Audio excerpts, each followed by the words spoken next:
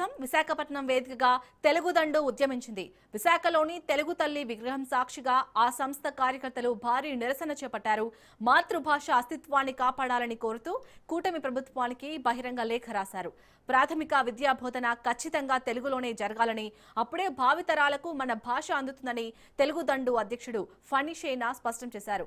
విద్యా వ్యవస్థలో గత ప్రభుత్వం చేసిన తప్పులని ప్రస్తుత ప్రభుత్వం కూడా పునరావృతం చేస్తుందని ఆయన మండిపడ్డారు.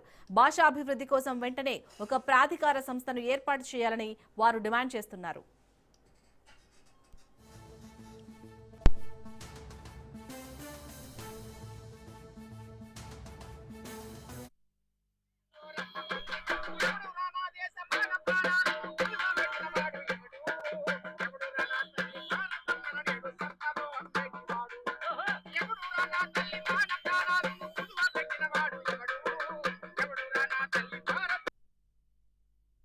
మాతృభాషాభివృద్ధి ప్రాధికార సంస్థను యుద్ధ ప్రాతిపదికన ఏర్పాటు చేయాలని ముఖ్యంగా ఈ రోజు మన ముఖ్యమంత్రి గారిని అభ్యర్థిస్తున్నాం. ఈ రోజు మనం బహిరంగ లేఖను ముఖ్యమంత్రి గారికి ఒక వినతిగా మనం అందజేస్తున్నాం. అందులో ముఖ్యాంశాలు ఏంటి అంటే మాతృభాషాభివృద్ధి ప్రాధికార సంస్థను యుద్ధ ప్రాతిపదికన ఏర్పాటు చేయాలని, మన తెలుగు గడ్డపై అది ప్రభుత్వ బడైనా పైసల బడైనా ఖచ్చితంగా ప్రాథమిక విద్యా బోధన మాతృభాషలోనే జరగాలని గత ప్రభుత్వము సుప్రీంకోర్టుకు వెళ్ళింది. తెలుగు భాషే న్యాయము అంటూ మాతృభాషే న్యాయం అంటూ మన హైకోర్టు తీర్పు చెప్తే తగుదునమ్మ అంటూ సుప్రీంకోర్టుకి వెళ్ళింది. ఈ ప్రభుత్వము, ఈ కూటమి ప్రభుత్వం వచ్చి 2 ఏళ్ళు అయినప్పటికీ కనీసం ఆ వ్యాజ్యాన్ని వెనక్కి తీసుకోవటం లేదు. అక్కడే ఈ చంద్రబాబు గారి ఆ భాషాభిమానము, చిత్తశుద్ధి బయటపడుతూ ఉంది, తేట తెల్లమవుతూ ఉంది. కాబట్టి ఆ సుప్రీంకోర్టులో ఉన్నటువంటి ఈ తెలుగు మాధ్యమ వ్యాజ్యాన్ని వెంటనే వెనక్కి తీసుకోవాలని మేము కోరుతున్నాం. ముఖ్యంగా విద్యా హక్కు చట్టాన్ని ఖచ్చితంగా అమలు చేయాలి. మన ఈ ప్రైవేటు పాఠశాలల్లో, ముఖ్యంగా ఈ చైనా పాఠశాలలు ఉన్నాయి కదా, ఈ పాఠశాలల్లో 25% పేద విద్యార్థులకు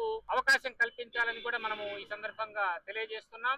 ఈ రోజు ముఖ్యమంత్రి గారికి మనం ఈ సందర్భంగా వినతి పత్రాన్ని అందజేస్తున్నాం. మన యొక్క తెలుగు తల్లి గొంతెమ్మ కోరికలు కాదు, ముఖ్యమంత్రి గారికి ఈ సందర్భంగా ఇంకొక మాట కూడా విన్నపం చేస్తున్నాం.